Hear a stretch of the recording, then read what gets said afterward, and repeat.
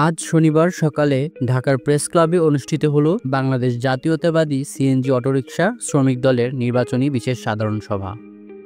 বাংলাদেশ জাতীয়তাবাদী CNG autorickshaw শ্রমিক দলের সভাপতি ভিপি রুহুল আমিন মুন্সির সভাপতিত্বে সভায় প্রধান অতিথি হিসেবে উপস্থিত ছিলেন সাবেক মন্ত্রী ও বিএনপির জাতীয় স্থায়ী কমিটির সদস্য ডক্টর আব্দুল মঈন খান।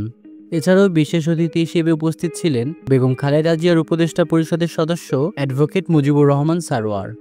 প্রধান বক্তা হিসেবে বক্তব্য রাখেন বাংলাদেশ জাতীয়তাবাদী শ্রমিক দলের সভাপতি জনাব আনোয়ার হোসেন।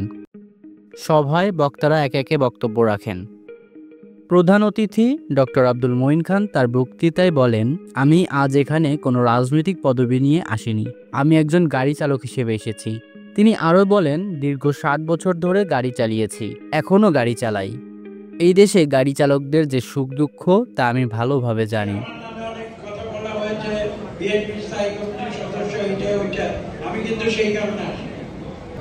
আমি এখানে এসেছি, আমি একজন গাড়ি চালক হিসেবে।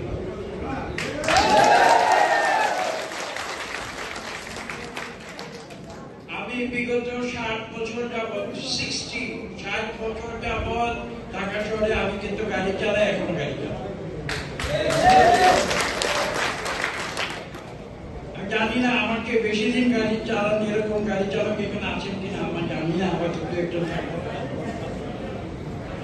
আমি এখানে এসেছি কারণ আমি ঢাকা রাজধানী, অন্তত বাংলাদেশের বাইরেও, ঢাকার বাইরেও সারা বাংলাদেশে গাড়ি চালিয়েছি। অনুষ্ঠানে গাড়ি চালকদের নানা সমস্যা ও তাদের অধিকার নিয়ে আলোচনা করা হয় এবং সিএনজি অটোরিকশা শ্রমিকদের কল্যাণে বিভিন্ন পদক্ষেপ গ্রহণের বিষয়ে সিদ্ধান্ত নেওয়া হয়।